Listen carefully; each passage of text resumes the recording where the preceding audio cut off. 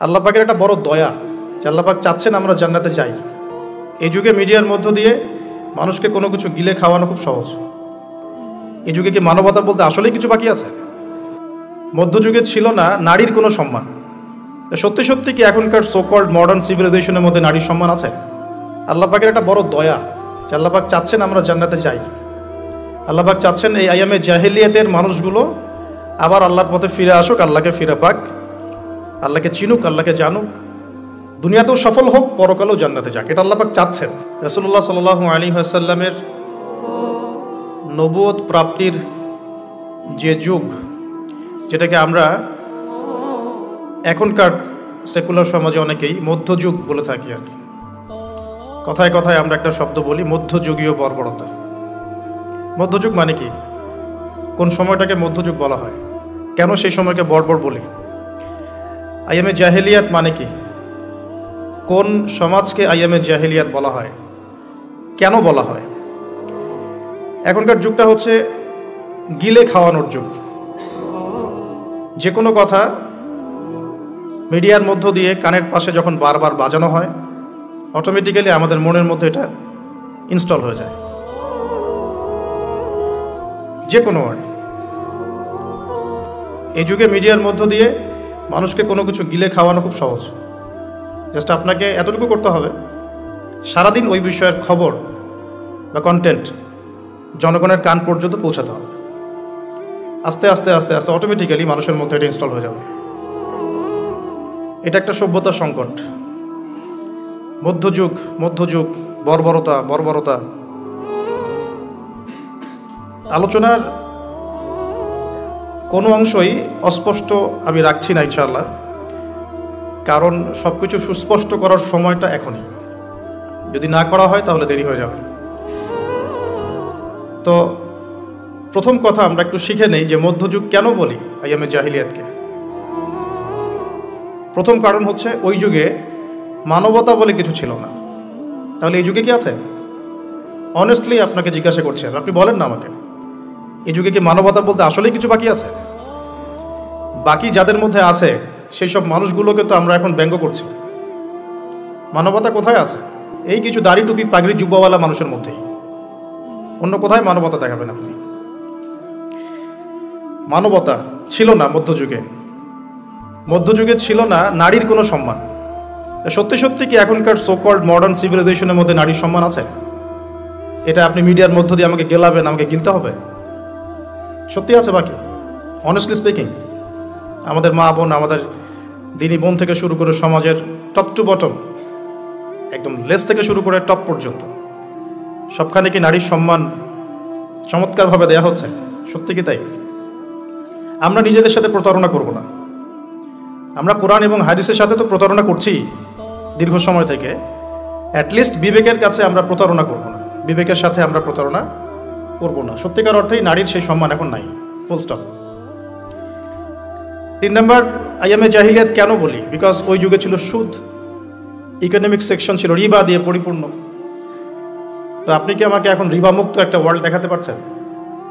রিবা বা ইন্টারেস্ট মুক্ত, দুর্নীতি মুক্ত, ইকোনমিক সেকশনে করাপশন মুক্ত, ঘুষ মুক্ত, চাঁদাবাজি মুক্ত একটা ইকোনমিক সিস্টেম কি আপনি আমাকে দিতে পারবেন?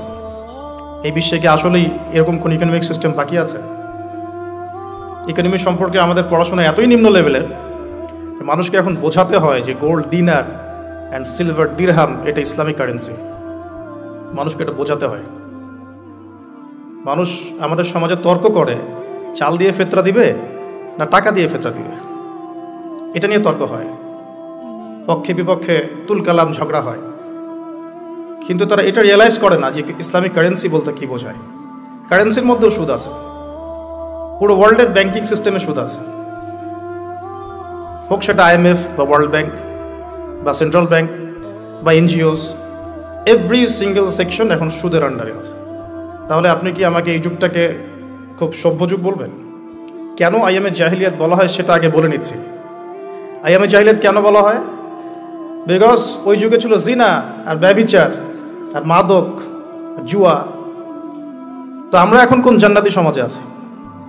এই যুগের মধ্যে কি জেনা নাই, ব্যভিচার নাই, ধর্ষণ গুম খুন, সুদ ঘুষ, দুর্নীতি, করাপশন বা জুয়া, এগুলো কি এই যুগের মধ্যে নাই? আমরা তো বলি বিশ্বায়নের যুগ, তাহলে ওই সময়ে ওই পাপগুলো নিঃসন্দেহে একটা সংক্ষিপ্ত পরিসরে সীমাবদ্ধ ছিল। এখন এই পাপগুলোর গ্লোবালাইজেশন হয়েছে, দ্যাটস অল। তাহলে আমরা প্রথমে এতটুকু জানলাম যে কেন আমরা ওই সময়টাকে মধ্যযুগ বলি, বর্বর বলি, আইয়ামে জাহিলিয়াত কেন বলি।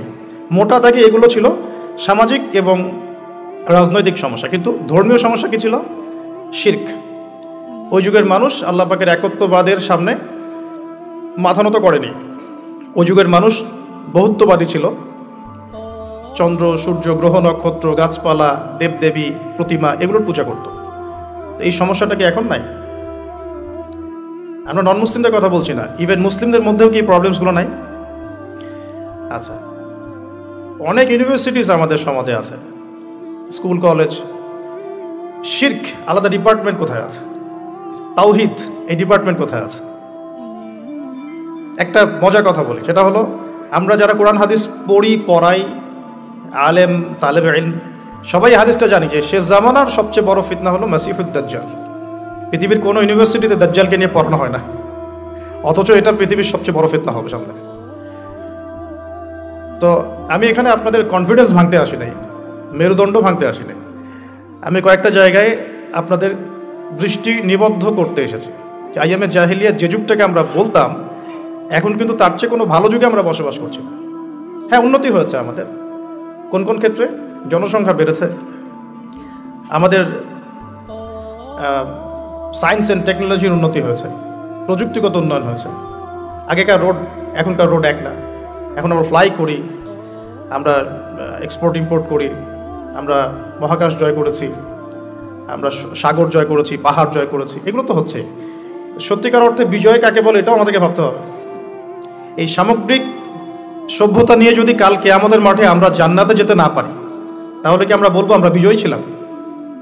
আল্লাহ পাক কি বলছেন? আল্লাহ পাক বলছেন ফামান যুহজিহা আনিন নারি ওয়া উদখিলাল জান্নাতা ফাকাদ ফাজ। আদম আলাইহিস সালাম থেকে শুরু করে শেষ নবী মুহাম্মদ সাল্লাল্লাহু আলাইহি ওয়াসাল্লামের উম্মত পর্যন্ত, এই যে কোটি কোটি মিলিয়ন বিলিয়ন মানুষের মধ্যে যারাই পুলসিরাত পার হতে পারবে, জাহান্নাম থেকে বাঁচতে পারবে, জান্নাতে যেতে পারবে, ফাকাদ ফাজ, তারা সফল। তা আমরা এখানে ডেফিনেশন অফ সাকসেসও পাচ্ছি। তাহলে আমরা এখন বলতে পারি না যে এই সভ্যতার উন্নয়ন দিয়ে আমরা জান্নাতে যেতে পারবো, আদর্শগত উন্নয়ন দিয়ে আমরা জান্নাতে যেতে পারবো ইনশাআল্লাহ। তো এই আদর্শগত উন্নয়ন সাধন করার জন্যই আল্লাহ রাব্বুল আলামিন আইয়ামে জাহিলিয়াতের মতো যুগেও মুহাম্মদ সাল্লাল্লাহু আলাইহি ওয়াসাল্লামকে পাঠিয়েছেন। বল সুবহানাল্লাহ। আল্লাহ পাকের একটা বড় দয়া যে আল্লাহ পাক চাচ্ছেন আমরা জান্নাতে যাই। আল্লাহ পাক চাচ্ছেন এই আইয়ামে জাহিলিয়াতের মানুষগুলো আবার আল্লাহর পথে ফিরে আসুক, আল্লাহকে ফিরে পাক, আল্লাহকে চিনুক, আল্লাহকে জানুক, দুনিয়াতেও সফল হোক, পরকালেও জান্নাতে যাক। এটা আল্লাহ পাক চাচ্ছেন। এই সিলসিলাতে আল্লাহ রাব্বুল আলামিন প্রায় 1,24,000 নবী রাসূল পাঠিয়েছেন। আলহামদুলিল্লাহ, প্রায় 1,24,000। স্পেসিফিকলি আমি বলতে পারবো না, কারণ এই ফিগারটা এভাবে বলা যায় না, কিন্তু কিছু কিছু হাদিসের মধ্যে আছে 1,24,000 নবী রাসূল পয়গম্বর আল্লাহ পাক পাঠিয়েছেন। কোরআনুল কারীমে আছে 25 জন নবীর নাম। আর আল্লাহ পাক বলেছেন আমি এমন অনেক নবী চলে গেছেন যাদের নাম তোমাকে জানাইনি, যাদের কথা আমি তোমাকে বলি নাই হে নবী সাল্লাল্লাহু আলাইহি ওয়াসাল্লাম। তো এখন আমরা দেখব যে ওই যুগটাকে কি নবী সাল্লাল্লাহু আলাইহি ওয়াসাল্লাম পরিবর্তন করতে পেরেছিলেন কিনা। তার আগে একটু বুঝে নেই যে ওই সমস্যাগুলো আমাদের সমাজে এখন আছে কিনা। যে পয়েন্টসগুলো আমি প্রথমে বললাম, কেন আমরা ওই যুগটাকে বর্বর বলি, জাহিলি যুগ বলি। যে কারোর সাথে আপনি এটা নিয়ে ডিবেট করতে যান, তারা আপনাকে একটা পয়েন্ট ধরিয়ে দিবে, সেটা হলো ওই যুগে মেয়েদের সম্মান দেওয়া হতো না, মেয়েদেরকে জীবন্ত কবর দেওয়া হতো। তো এখনও তো মেয়েদের আত্মাকে জীবন্ত কবর দেওয়া হচ্ছে, এখনও তো আমরা মেয়েদের আত্মাকে জীবন্ত কবর দিচ্ছি। একটা মানুষের দেহই কি সব কিছু? যেমন একটা মানুষের আত্মা দাসত্ব শৃঙ্খলা আবদ্ধ থাকে, তারা স্বাধীনতা থাকে কোথায়? তো এখন অনেক কিছু আমাদের বাইরের চোখ দিয়ে বিশ্লেষণ করলে হবে না, কিছু কিছু বিষয় ভিতরের চোখ দিয়েও দেখতে হবে। আল্লাহ তৌফিক দান করুন। তো মেলালে আপনি বুঝতে পারবেন যে কোনো কিছুই বাদ নাই। আইয়ামে জাহিলিয়াতের এমন একটা জাহিলিয়াত বা ওই যুগের সুন্নত বাকি নাই যেটা এই যুগের মধ্যে নাই, বরং এখন আরও অনেক বড় পরিসরে এগুলো সমাজে প্রতিষ্ঠিত হয়ে গেছে। এটাই সত্য, এখানেই ফুল স্টপ করতে হবে। যদি না করেন তাহলে এটা আপনার জ্ঞানের দৈন্যতা অথবা অহংকার, এখানে আমি ঝগড়াও করতে যাব না কারোর সাথে। এখন প্রশ্ন হচ্ছে, নবী সাল্লাল্লাহু আলাইহি ওয়াসাল্লাম কি এই যুগটাকে পরিবর্তন করতে পারলেন কিনা? উত্তর হ্যাঁ। কিভাবে পরিবর্তন করতে পারলেন? উত্তর হচ্ছে আল্লাহ রাব্বুল আলামিনের ইচ্ছায় এবং তার ওহীর মাধ্যমে। ওহী কি জিনিস? আল্লাহ রাব্বুল আলামিনের প্রত্যাদেশ, মানে আল্লাহর পক্ষ থেকে ঐশী বাণী, যেটা আল্লাহ পাক শুধু মুহাম্মদ সাল্লাল্লাহু আলাইহি ওয়াসাল্লামকেই দেন নাই, বরং প্রত্যেক নবী রাসূলকেই দিয়েছেন। যেমন বড় বড় চারটার নাম আমরা সবাই জানি। তাওরাত নবী মুসা আলাইহিস সালামের কাছে, জাবুর দাউদ আলাইহিস সালামের কাছে, ইনজিল ঈসা আলাইহিস সালামের কাছে, এবং আল কোরআনুল কারীম নবী মুহাম্মদ সাল্লাল্লাহু আলাইহি ওয়াসাল্লামের কাছে। আল্লাহ পাক কোরআনের সাথে আরও একটা জিনিস দিলেন, সেটা হলো নবী সাল্লাল্লাহু আলাইহি ওয়াসাল্লামের সুন্নাহ। মানে কোরআন সব কিছুর সামারি করে দিবে, আর সুন্নাহ এটাকে বিশ্লেষণ করবে। ফর এক্সাম্পল, আল্লাহ পাক কোরআনের প্রায় 85 জায়গায় বলেছেন, বা সম্ভবত পরিসংখ্যাটা আরও বেশি হতে পারে, যে আকিমুস সালাহ ওয়া আতুজ যাকাহ, তোমরা সালাত কায়েম করো এবং যাকাত প্রদান করো।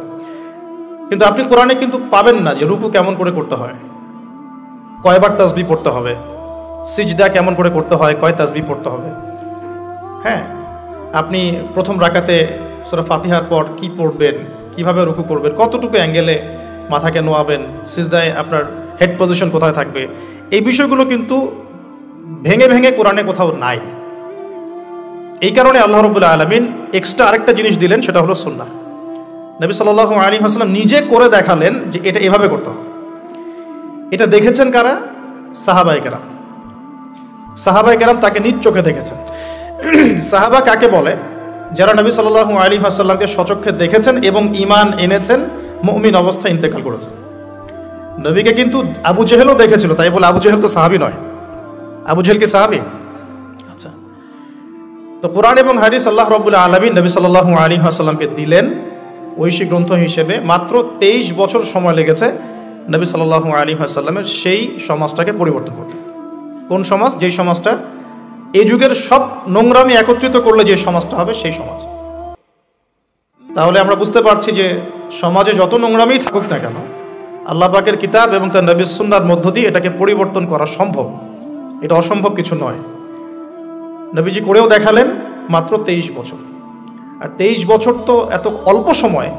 আমরা 23 বছর নামাজই পড়ি নাই অনেকেই। মেবি এখনও অনেকে উপস্থিত আছেন বা এই লেকচার শুনবেন যারা 40 বছরও সেজদা করে নাই, 50 বছরও সেজদা করে নাই। তবে তাদের জন্য একটা সুসংবাদ, সেটা হলো আল্লাহ পাক তার এই সমস্ত গুনাহ মাফ করে দিবেন যদি মৃত্যুর আগে খালি একবার বলতে পারে, আস্তাগফিরুল্লাহ আল্লাযী লা ইলাহা ইল্লা হুয়াল হাইয়ুল কাইয়্যুম ওয়া আতুবু ইলাইহি। আল্লাহ পাক সমস্ত গুনাহ মাফ করার জন্য প্রস্তুত আছেন। তো 23 বছর কিন্তু খুব বেশি সময় নয়। প্রশ্ন হচ্ছে এখন আরেকটা, যে কিভাবে নবী সাল্লাল্লাহু আলাইহি ওয়াসাল্লাম এত অল্প সময়ের মধ্যে এই ব্যাপক সামাজিক বিপ্লব সংগঠিত করলেন। আমরা কিন্তু অনেক বিপ্লবের কথা পড়েছি, পড়ে আজকে আপনারা এই পর্যন্ত এসেছেন। আপনারা যারা student, running student, teacher, honourable guardian যদি কেউ থেকে থাকেন, আমরা কিন্তু অনেক বিপ্লবের কথা পড়েছি একদম স্কুল লেভেল থেকে।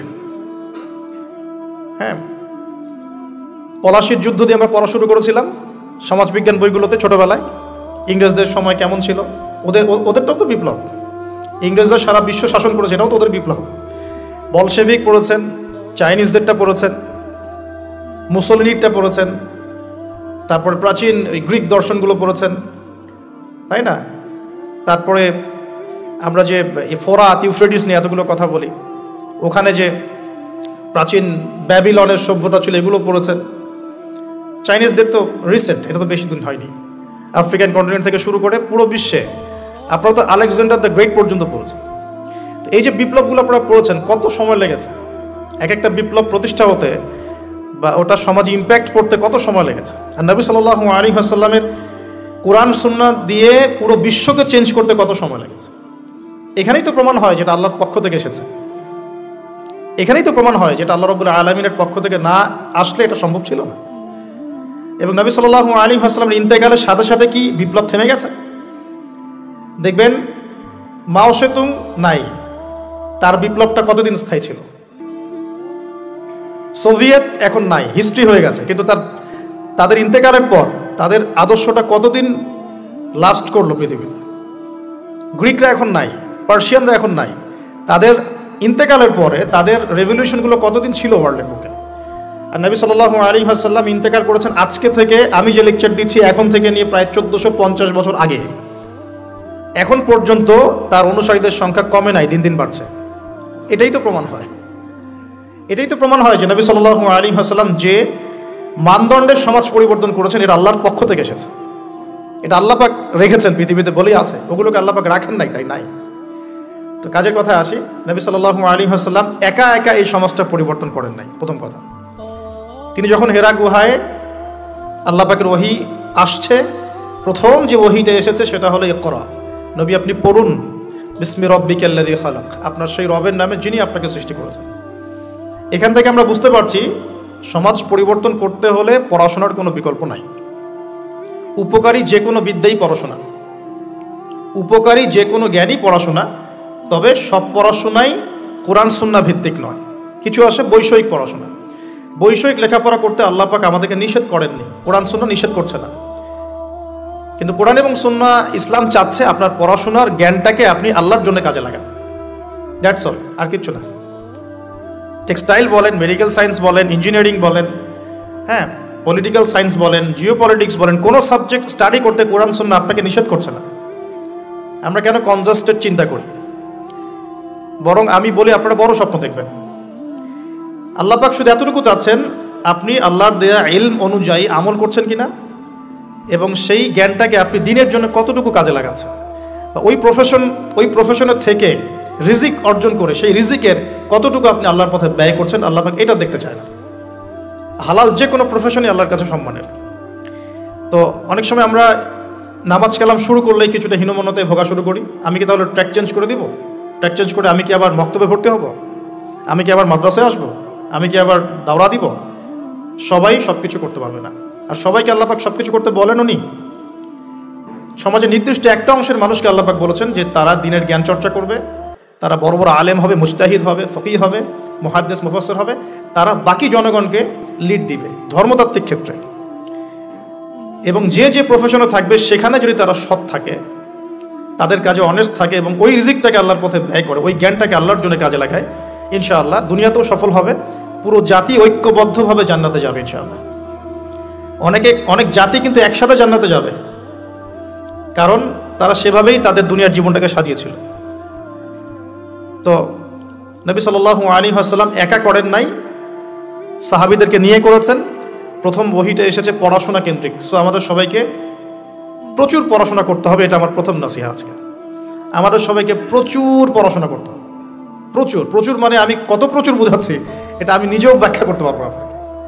জাস্ট এতটুকু বলবো যে এখন আমার কাছে যা মনে হয় যে কোরআন এবং সুন্নাহর এই জ্ঞানের যে সাগর, এখানে আমি কেবল হাতড়ে বেড়াচ্ছি, ভালো করে সাঁতারও কাটতে পারছি না। ডুব দিয়ে নিচ থেকে মণিমুক্ত তোলা তো আমার জন্য অনেক বহুত দূর কি বাত, মানে এটা বলে না যে বহুত দূর কি বাত। তো এটা অনেক গভীর। আমরা দুই একটা চটি বই পড়ে নিজেদেরকে অনেক বড় কিছু ভাববো না। আমরা কয়েকটা বইয়ের অনুবাদ পড়েই নিজেকে অনেক বড় কিছু ভাববো না। ওইদিকে আমি পড়ে আসছি কিভাবে পড়াশোনা করব। আমাদের পড়াশোনা করতে হবে অনেক বেশি। যে পড়াশোনাগুলো আপনারা করছেন এগুলো তো করবেনই, পাশাপাশি ইসলাম জানার জন্যেও 4টা 5টা 10টা বই যথেষ্ট না। ক্লাসিক্যাল সিলেবাস ফলো করে পড়াশোনা করতে হবে। তো আমরা প্রথম শিখলাম নবী সাল্লাল্লাহু আলাইহি ওয়াসাল্লাম সামাজিক এই জাহিলিয়াত দূর করার জন্য আগে জ্ঞান চর্চার তাগাদা দিয়েছেন। এটা আল্লাহ পাকের ওহী এবং রাসূল সাল্লাল্লাহু আলাইহি ওয়াসাল্লামও বলেছেন, তালাবুল ইলমি ফরিদাতুন আলা কুল্লি মুসলিম। তো সবাই জানেন মাশাআল্লাহ, প্রত্যেক মুসলমানের উপরেই জ্ঞান অর্জন করাটা ফরজ করা হয়েছে। এটা নফল কিছু নয়, ফরজ। এখন নবী সাল্লাল্লাহু আলাইহি ওয়াসাল্লাম ওহী নিয়ে বাসায় চলে আসলেন। খাদিজা রাদিয়াল্লাহু আনহা তাকে সান্ত্বনা দিলেন যে আপনার কোনো টেনশন নাই, আপনি ভয় পায়েন না, ইত্যাদি ইত্যাদি। ওয়ারাকা বিন নাফেলের কাছে নিয়ে যাওয়া হয়েছে। ওয়ারাকা বিন নাফেল তিনি বলেছেন যে তোমার কাছে যে ফেরেশতা এসেছিল তার নাম নামুস বা জিবরাইল আলাইহিস সালাম, যে নবী মুসা আলাইহিস সালামের কাছেও এসেছিল। তবে এখন তোমাকে তোমার কওম বের করে দিবে, এখন তোমাকে তোমার কওম বের করে দিবে। যদি আমি ওই দিন জীবিত থাকি যেদিন তোমার কওম তোমাকে বের করে দিবে, আমি তোমাকে বড় রকম সাহায্য করব। এই কথাটা বলেছেন ওয়ারাকা বিন নাওয়াফেল। সহিহ বুখারীর 2য় পৃষ্ঠায় এটা আছে। ওহী অধ্যায়ে। নবী সাল্লাল্লাহু আলাইহি ওয়াসাল্লাম অবাক হয়েছিলেন এই সময়, জিজ্ঞাসা করেছিলেন যে আওয়া মুখরিজিয়া, তারা কি আমাকে বের করে দিবে? আওয়া মুখরিজিয়াহুম, তারা কি আমাকে বের করে দিবে? তো ওয়ারাকা বিন নাফেল বলেছিলেন, এর আগে যার কাছেই এই ফেরেশতা এসেছেন তাকেই তার কওম বের করে দিয়েছে। এখান থেকে একটা মন শক্ত করা কথা শুনতে হবে, সেটা হচ্ছে যদি আপনি সত্যিকারের ওহী কোরআন এবং সুন্নাহর উপর থাকতে চান তাহলে সমাজ আপনাকে স্বাভাবিকভাবে মেনে নেবে না, বিকজ সমাজটা জাহিলিয়াতের। আপনি রিবার এগেনস্টে কথা বলবেন, তারা আপনাকে মেনে নেবে না। আপনি পুরো বিশ্বে মুসলিমদের উপর যে নির্মম নির্যাতন, এর এগেনস্টে কথা বলবেন, তারা আপনাকে মেনে নেবে না। আপনি ধর্মতাত্ত্বিক ক্ষেত্রে মুসলিমদের মধ্যে যে সমস্যাগুলো নিয়ে কথা বলবেন, সবাই আপনাকে বন্ধুরূপে গ্রহণ করবে না। যদি তাদের ক্ষমতা থাকে তাহলে আপনাকে বেরো করে দিতে পারে, যদি ক্ষমতা না থাকে তাহলে মনে মনে হিংসা করতে পারে, ট্র্যাপে ফেলতে পারে, অনেক কিছুই করতে পারে। এটা হচ্ছে দলিল যে ওয়ারাকা বিন নাফেল প্রথম এই কথাটা বলেছিলেন, এবার তো তোমার কম তোমাকে বের করে দিবে। আপনি বাসায় গিয়ে আজকে সহিহ বুখারী খুলে দেখেন, এটা হচ্ছে ওহী আসার বাস্তবতা। যাদের কাছে ওহী এসেছে এবং যাদের কাছে ওহীর জ্ঞান আছে তাদেরকে সবাই বন্ধুরূপে গ্রহণ করবে না। ইভেন আপনিও যদি এখন ইসলাম 100% ফলো করার চেষ্টা করতে থাকেন, আপনি আপনার পরিবারের মধ্যেই এক ঘরে হয়ে যেতে পারেন।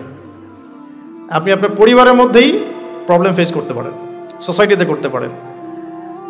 আমি তো অবাক হচ্ছি যে একটা শিক্ষা প্রতিষ্ঠানে এ ধরনের প্রোগ্রামের আয়োজন করা হয়েছে। কয়টা শিক্ষা প্রতিষ্ঠান বাংলাদেশে আছে যেখানে বসে এই ধরনের কথা বলা যায়? অনেস্টলি স্পিকিং বলেন, 1%, 2%, 5%? আল্লাহ কবুল করেন, দোয়া করি আমি। এই জন্য আমি কঠিনভাবে কথাগুলো বলে যাচ্ছি, কারণ সবসময় সব সুযোগ হয়ে ওঠে না। ওহীর জ্ঞান এমন একটা জিনিস যেটা সবাই বন্ধুরূপে গ্রহণ করে না। কিন্তু নবী সাল্লাল্লাহু আলাইহি ওয়াসাল্লাম কি থেমে গিয়েছেন? উত্তর না। তিনি এবার তার ট্যাকটিকটা দেখেন, কিভাবে তিনি 23 বছর এটা করেছেন, মাত্র 23 বছর। প্রথমত তিনি কি করেছেন? কাছের মানুষদেরকে আগে দাওয়াত দিয়েছেন। তাহলে দিন আগে নিজে যখন পালন করবেন, বুঝবেন, আমল করবেন, এটা প্রথম কাজ জ্ঞান অর্জন করার পর। এরপরে আপনার কাছের মানুষদেরকে দিনের দাওয়াত দিতে হয়। কাছের মানুষ মা, বাবা, স্ত্রী, সন্তান, বন্ধু বান্ধব ইত্যাদি। নবী সাল্লাল্লাহু আলাইহি ওয়াসাল্লামের দাওয়াতে প্রথম ইসলাম কবুল করেছেন কারা? খাদিজা রাদিয়াল্লাহু আনহা, কাছের মানুষ, স্ত্রী। আবু বকর সিদ্দিক রাদিয়াল্লাহু আনহু, প্রায় বন্ধু মানুষের মতোই, আগে থেকে পরিচয় ছিল। তারপরে তার ছোট ভাই আলী ইবনে আবি তালেব, কাজিন। তার আরেক কাজিন জাফর ইবনে আবি তালেব, বাসায় ছিলেন একজন পালক পুত্র যায়েদ ইবনে হারেসা। এরপরে আস্তে আস্তে আবু বকর সিদ্দিকের দাওয়াতের মধ্য দিয়ে উসমান বিন আফফান, তালহা বিন উবাইদুল্লাহ, সাঈদ ইবনে আবি ওয়াক্কাস, আব্দুর রহমান বিন আউফ, তারপরে আবু উবাইদা ইবনে জাররাহ, আব্দুল্লাহ বিন মাসউদ, আস্তে আস্তে এভাবে ছড়িয়ে পড়তে লাগলো। তাহলে দাওয়াতের বা ইসলাম প্রচার করার, প্রসার করার, প্রতিষ্ঠা করার সুন্নাহটা কেমন? নিজে জ্ঞান অর্জন করে আমল শুরু করা, কাছের মানুষদেরকে দাওয়াত দেয়া। আমরা কিন্তু নবীর সুন্নাহ মেনে চলতে চাচ্ছি না দিন প্রতিষ্ঠা করার ক্ষেত্রে। আমরা ইনস্ট্যান্ট রেজাল্ট চাই। হ্যাঁ, আমি চাই যে রাতারাতি সব পরিবর্তন করতে। এভাবে কখনো হয়নি, এভাবে কখনো হয়নি, কিয়ামত পর্যন্ত হবে বলে মনে হচ্ছে না। যেমন আমরা যখন এই আলোচনাগুলো করি যে আল মাহদি, নবী ঈসা আলাইহিস সালাম, ইয়াজুজ মাজুজ, মাসিহুদ দাজ্জাল, যেগুলো শেষ জামানার বড় বড় সাইন, এগুলো কিন্তু হুট করে রাতারাতি হবে না। এগুলো একটা ফেজ পার করে করেই পৃথিবীর দিকে আসবে, আস্তে আস্তে আসবে। তো এখন দেখুন এরপর কি হলো। নবী সাল্লাল্লাহু আলাইহি ওয়াসাল্লাম যখন এভাবে দাওয়াতি কাজ করতে লাগলেন, প্রথম 3 বছর তিনি এভাবে দাওয়াত দিয়েছেন। বেশিরভাগ যারা ইসলাম কবুল করেছেন তারা ছিলেন যুবক। এখান থেকে আপনাদের সাথে আমার কথাটা শুরু হচ্ছে আর কি। বেশিরভাগ যারা ইসলাম কবুল করেছিলেন তারা কারা ছিলেন? যুবক। আপনি সিরাত পড়েন, অ্যাটলিস্ট আর রাহিকুল মাখতুম বইটা পড়ে দেখেন, দেখবেন বেশিরভাগই ছিলেন তরুণ প্রজন্ম। কেন তরুণ প্রজন্ম? বিকজ তরুণদেরকে আল্লাহ পাক একটা বলবো আবেগের সাম্যাবস্থা দিয়েছেন। এটা কেমন? মানে তারা যদি খারাপ পথে যায় তাহলে খুব খারাপ পথেই চলে যায়, তারা যদি ভালো পথে আসতে চায় খুব ভালো পথে চলে আসে। তারা চ্যালেঞ্জ গ্রহণ করতে পারে, খোলা মনে সিদ্ধান্ত নিতে পারে। অনেক সময় আবেগকে প্রশ্রয় দেয়, আবেগে কখনো ভুল সিদ্ধান্ত নেয়, কখনো কিন্তু সঠিক সিদ্ধান্ত নেয়। তো তরুণদের মধ্যে একটা চ্যালেঞ্জ গ্রহণ করার মানসিকতা থাকে যে ঠিক আছে আমি ইসলামের পথে থাকবো, পরিবার আমাকে না সহ্য করে, না করুক। এই জিনিসটা 40-50 বছর একটা মানুষ করতে পারে না। সে চিন্তা করে যে না, তারা আমার ছেলে মেয়ে, তাদেরকে নিয়ে ব্যালেন্স করে চলতে হবে ইত্যাদি ইত্যাদি। তারা মাঝ রাস্তায় খোঁজার চেষ্টা করে, কিন্তু তরুণরা হয় ডান না হলে বাম, যে কোনো একদিকে চলবে। দেখবেন অনেক তরুণ ভাই আছেন যারা পুরোপুরি মাদকের সাথে সম্পৃক্ত, মাদকাসক্ত, ওখান থেকে বের করা সো ভেরি ডিফিকাল্ট। আবার অনেক তরুণ প্রজন্ম আছে যারা মাদক কখনো হাতই দেয় না। আপনি এরকম দুটো প্রজন্ম দেখবেন বাংলাদেশে। কেউ কখনো জুয়ার আসরে কখনোই বসে নাই, আর কারো জুয়া না খেললে ঘুম আসে না। কেউ তাহাজ্জুদ ছাড়া ঘুমাচ্ছেন না, আর কেউ মসজিদে যায়ই নাই কখন। একটা দৈন্যতা আছে, মেরুকরণ আমাদের দেশের তরুণ প্রজন্মের মধ্যে। তবে এটা আমাদের জন্য ভালো সংবাদ যে আলহামদুলিল্লাহ দিন দিন তরুণ প্রজন্মের মধ্যে একটা পরিবর্তন আসছে। এটা আল্লাহ পাকের খাস রহমত, যাদের মাধ্যমে আসছে আল্লাহ পাক তাদেরকে যেন কবুল করেন, দোয়া করি আমি। এখন সমাজ কি থেমে থাকলো? না, সমাজ কিন্তু এটা ভালো করে মেনে নিল না। এবার শুরু হলো তাদের প্রতি অত্যাচার, ফিজিক্যাল টর্চার, মেন্টাল টর্চার, অর্থনৈতিক অত্যাচার, কোনো কোনো ক্ষেত্রে পরিবার বের করে দিল। মুসআব বিন উমাইরের জীবনী পড়ে দেখেন, ওসমান বিন আফফান রাদিয়াল্লাহু আনহুর জীবনী পড়ে দেখেন, জাফর ইবনে আবি তালেবেরটা পড়েন, আলী ইবনে আবি তালেবের জীবনী পড়েন দেখেন, বেলাল ইবনে রাবাহ তার জীবনী পড়ে দেখেন, সুমাইয়া রাদিয়াল্লাহু আনহারটা পড়েন, খাব্বাব রাদিয়াল্লাহু আনহুরটা পড়েন, তারপরে ইয়াসির পরিবারেরটা পড়েন। হ্যাঁ, মানে আসলে সাহাবীদের মধ্যে খুব কম সংখ্যক সাহাবী এমন ছিলেন যাদেরকে কোনো রকম নির্যাতন ফেস করতে হয় নাই। তো এরপরেও দাওয়াত থেমে যায় নাই, দাওয়াত চলতে লাগলো। কারা অপোজিশনে ছিল? আবু জাহেল, আবু লাহাব, উতবা, শাইবা, রবিআ, সাআদাতু কুরাইশ, অর্থাৎ কুরাইশদের সর্দার যারা, তারা কি আল্লাহকে বিশ্বাস করতো না? উত্তর হ্যাঁ করতো। হ্যাঁ, তারা আল্লাহকে বিশ্বাস করতো। ইভেন তারা হজও করতো, তখন হজমরাও ছিল বিকৃত। তারা আল্লাহকে বিশ্বাস করতো, আল্লাহর জন্য নজর মানত করতো, কুরবানি করতো, সবই করতো। তাহলে সমস্যা কোথায় ছিল? সমস্যা এখানে ছিল যে তারা কোরআন এবং হাদিস কেন্দ্রিক ইসলামটাকে সামগ্রিক জীবনে বাস্তবায়ন করতো না। তারা আল্লাহকে বিশ্বাস করতো, আল্লাহর দাসত্ব করতো না। আল্লাহ বলতে একজন আছেন, উপরওয়ালা একজন আছেন, এটা তারা বিশ্বাস করতো, কিন্তু তারা বাস্তবে এটাকে আমল করে দেখাতো না, দাসত্বটা করতো না। এখন এই বিষয়গুলো যখন চলতে লাগলো, এক পর্যায়ে নবী সাল্লাল্লাহু আলাইহি ওয়াসাল্লাম সাহাবীদেরকে আবিসিনিয়ায় চলে যেতে বলেছেন যখন নির্যাতন বাড়তে লাগলো। আবিসিনিয়া কোন জায়গা? এখন জিও পলিটিক্স তো আপনারা পড়েন, জানি আমি। এখনকার ইথিওপিয়া না, ইরিত্রিয়া, এখনকার ইরিত্রিয়া। এই জায়গায় একজন বাদশা ছিলেন, তার নাম বাদশা নাজাশি। বাদশা নাজাশি। তো এই বাদশা নাজাশি ছিলেন একজন খ্রিস্টান শাসক, এখনকার সমকামী খ্রিস্টান না, তিনি একজন ভালো খ্রিস্টান ছিলেন এবং নবী ঈসা আলাইহিস সালামকে তিনি ফলো করতেন। তিনি সাহাবীদেরকে আশ্রয় দিয়েছেন, আলহামদুলিল্লাহ। এটা আল্লাহ পাকের পরিকল্পনা ছিল। এখানে তারা কোনো সমস্যা ফেস করেন নাই। 2 দফা সাহাবীরা সেখানে হিজরত করেছেন। নবী সাল্লাল্লাহু আলাইহি ওয়াসাল্লাম বলেছিলেন সেখানে একজন এমন রাজা আছেন যার রাজ্যে কেউ জুলুমের শিকার হয় না। তো এদিকে মক্কার অবস্থা খারাপ হতে লাগলো, আবিসিনিয়ায় হিজরত হলো। এই সময়টুকুর মধ্যে আল্লাহ পাক আরও কিছু যুবককে ইসলাম কবুলের সৌভাগ্য দিলেন। তার মধ্যে অন্যতম একজন হচ্ছেন হামজা রাদিয়াল্লাহু আনহু, যার নাম আপনারা জানেন। জাস্ট আজকে বাসায় গিয়ে তার জীবনীটা পড়ে দেখবেন কিভাবে তিনি ইসলাম কবুল করলেন। আমি সেগুলো বলতে যাচ্ছি না, অন্য লেকচারগুলোতে বলেছিলাম। আরেকজন হচ্ছেন ওমর ইবনুল খাত্তাব। ওমর ইবনুল খাত্তাব, তার ব্যাপারে শুধু এতটুকু বলবো, তিনি ইসলাম কবুল করে যখন কাবা ঘরের সামনে গিয়েছেন তাকে মানুষ মারা শুরু করেছে। তো তখন তাকে একজন পরামর্শ দিচ্ছিল যে তুমি কি আফালা কুনতা কাতামত, তাকে বলা হচ্ছে তুমি কি তোমার ইসলাম কবুলের বিষয়টা গোপন রাখতে পারতে না? যেমন আমরা বলি হিকমা অবলম্বন করতে পারতে না? তো তিনি বলেছিলেন যে লাউ ফাররিকান্নাল হাক্কা মিনাল বাতিল কামা ফাররাকাল্লাহু বাইনাল লাইলি ওয়ান নাহার। তিনি বলছিলেন যে আমি আল্লাহর কসম করে বলছি, আমি অবশ্যই সত্য আর মিথ্যাকে আলাদা করে দিব, ঠিক যেভাবে আল্লাহ পাক রাত থেকে দিনকে আলাদা করে দেন। এরপর তার নাম হয়েছে আল ফারুক, মানে পার্থক্যকারী। ওমর আল ফারুক আমরা এই কারণে বলি, ওমর আল ফারুক মানে পার্থক্যকারী। তো এদিকে যুবকদের শক্তির মধ্য দিয়ে আবার নবী সাল্লাল্লাহু আলাইহি ওয়াসাল্লাম স্ট্রং হচ্ছেন, কিন্তু ইসলাম স্ট্রং হচ্ছে। ওদিকে আবিসিনিয়াতেও যুবকরাই, তরুণরাই ওখানে ইসলামের পতাকা নিয়ে গিয়েছেন, সেখানে বসবাস করা শুরু করেছেন। এবার নবী সাল্লাল্লাহু আলাইহি ওয়াসাল্লাম তায়েফে গেলেন, সেখানেও কিছু যুবক ছিল। 3টা বড় বড় যুবকদের মানে কমিউনিটি ছিল, যাদের নেতৃত্ব দিত 3 জন বড় নেতা। একজনের নাম আবদে ইয়ালাইল, একজনের নাম ছিল আবদে মাসউদ, আরেকজন হাবিব বিন আমর। এই 3 জন ছিল বড় বড় গোত্র নেতা। নবীজি চেয়েছিলেন জিওপলিটিক্যালি যে আমি যদি তায়েফের সাপোর্টটা পেয়ে যাই তাহলে মক্কার এই যে মানে ওরা যে আমাদের উপরে নির্যাতন করছে, এখান থেকে আমি একটা বড় পলিটিক্যাল অ্যালায়েন্স করতে পারবো তায়েফের সাথে। তায়েফবাসীর তখন ভাগ্যে হেদায়েত ছিল না, আল্লাহ যেভাবে চেয়েছেন। নবী সাল্লাল্লাহু আলাইহি ওয়াসাল্লামকে তারা তো গ্রহণ করেই নাই, বরং রক্তাক্ত করে সেখান থেকে বের করে দিয়েছে। নাউজুবিল্লাহ। নবী সাল্লাল্লাহু আলাইহি ওয়াসাল্লাম তাদের বিরুদ্ধে কোনো বদদোয়া করেন নাই। বদদোয়া করেছেন? এটাও আমাদের শিখতে হবে। কিছু হলেই যে আমরা মানে খুব কাউন্টার একটা অবস্থা চলে যাই, হ্যাঁ, ঝগড়া করতে থাকি, স্পেশালি ফেসবুকে। স্পেশালি কোথায়? ফেসবুকে। আর এটা আমাদের জীবনের অনেক বড় সময় খেয়ে ফেলে। কিয়ামতের মাঠে আমরা দেখবো যে ফেসবুক কত সময় খেয়েছে। হ্যাঁ, কিয়ামতের মাঠে পরিসংখ্যান যখন দেখা যাবে তখন বুঝতে পারবো যে ফেসবুক খেয়েছে 2 বছর ইন টোটাল। হ্যাঁ, আমার টেলিভিশন খেয়েছে 2 মাস, আমার ইউটিউব খেয়েছে কত, এরকম 5 মাস। হ্যাঁ, তারপরে অ্যাপস খেয়েছে, গেমস আর অ্যাপস খেয়েছে আমার এরকম 6 মাস। দেখবেন এগুলোই আমাদের জীবনের বড় একটা অংশ খেয়ে ফেলেছে। যদি একজন ব্যক্তি ডেইলি 1 ঘন্টা করে টিভি দেখে বা এইসব জায়গায় সময় কাটায়, তাহলে নিঃসন্দেহে সে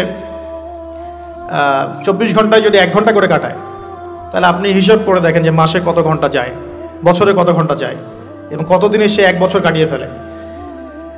অথচ কিয়ামতের দিকে পড়ে আসি, আলামে বারজাখ, যে মৃত্যুর পরের জীবন, এখানে বেশিরভাগ মানুষ একটাই কথা বলবে বা বলছে, এখনো হয়তো আমরা শুনতে পারছি না, বলবে বা হয়তো বলছে, আমরা শুনতে পারছি না। সেটা কি? তারা বলছে, রব্বানা, হে আমাদের রব, আবসরনা, আমরা দেখলাম, পরকাল আমরা দেখেছি, ওয়া সামি'না, আমরা পরকাল শুনেছি, ফারজি'না, আমাদেরকে ফিরিয়ে দিন। কোথায় ফিরিয়ে দিন? দুনিয়ায়। কি করব? না আমাল সালিহান, আমরা সৎ আমল করে আসবো। ইন্না মুকিনুন, আমাদের এখন ইয়াকিন হয়ে গেছে। এই কথাটা কবরবাসী চিৎকার করে এখন হয়তো বলছে অথবা বলবে। আল্লাহু আলাম।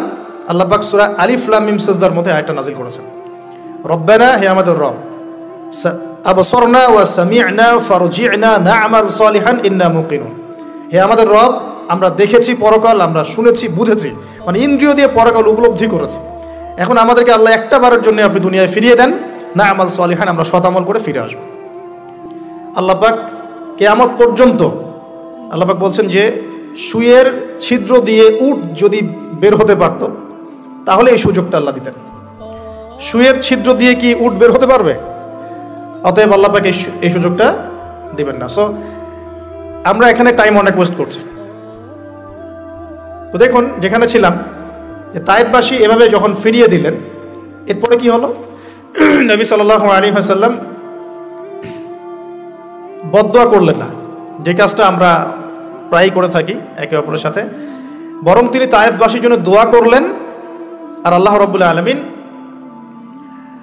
পাহাড় পর্বত নিয়ন্ত্রণকারী ফেরেশতাকে পাঠিয়েছিলেন, যাদের একটা দাবি ছিল, আপনি যদি চান হে নবী, আমরা তায়েফবাসীকে পিষে ফেলতে পারি।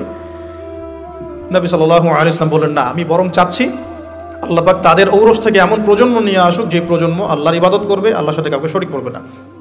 এখন আপনি তায়েফের রেজাল্টটা দেখেন, তায়েফ কিন্তু এখন ইসলামের ভূমি হয়ে গেছে, আলহামদুলিল্লাহ। এবার নবী সাল্লাল্লাহু আলাইহি ওয়াসাল্লাম মক্কায়, সিচুয়েশনটা তাহলে এখন কেমন? কিছু যুবক সাহাবী ইসলামের নেতৃত্ব দিয়ে আবিসিনিয়ায়, কিছু যুবক সাহাবী মক্কায়। এবার নবী সাল্লাল্লাহু আলাইহি ওয়াসাল্লাম সব দিক থেকে কোণঠাসা। এই সময়ে তার স্ত্রী ইন্তেকাল করে গেলেন, তার চাচাও ইন্তেকাল করলেন। যে স্ত্রী এবং চাচা ছিল মক্কায় তার সাপোর্ট, সবচেয়ে বড় সাপোর্ট, তারাও ইন্তেকাল করলেন। এবং 3-3টা বছর তাদেরকে বয়কট করে রাখা হলো। 3-3টা বছর বয়কট করে রাখা হলো, কোনো খাবার পানি ছাড়াই। 3 বছর কিন্তু চারটাখানি কথা না। আমরা মিয়ানমার রোহিঙ্গা ইস্যু দেখেছি, একটু আঁচ করতে পারি যেভাবে বের করে দিলে মানুষের কেমন লাগে। সব কিছু বাদ দিয়ে তাদেরকে পাহাড়ের পাদদেশে থাকতে হয়েছে 3 বছর। ওখানে হামজাও ছিলেন, সুবহানাল্লাহ। নবী সাল্লাল্লাহু আলাইহি ওয়াসাল্লামের কাছে তারা অনুমতি চাচ্ছিলেন যে আমাদেরকে খালি অনুমতি দেন, আমরা যে কয়জন আছি এই কয়জন নিয়ে যুদ্ধে ঝাঁপিয়ে পড়ব। নবীজি বলেন, না, বরং তোমরা ধৈর্য ধরো। এখন আল্লাহ পাক এই হুকুম আমাকে দেন নাই, তোমরা ধৈর্য ধরো। হামজার মতো সাহাবী, যিনি একাই 20 জনের সাথে লড়াই করতে পারেন, তিনি ধৈর্য ধরলেন যে আমরাও ধৈর্য ধরে আছি। সিচুয়েশন ডিমান্ড, একটা কথা, সিচুয়েশন যেমন সেভাবে রিয়াক্ট করতে হয়। এখন সিচুয়েশন নাই, রিয়াক্ট করতে পারছি না। হামজা রাদিয়াল্লাহু আনহুর মতো মানুষ, তিনিও তার ওই এগ্রেশনটাকে দমন করে রাখলেন।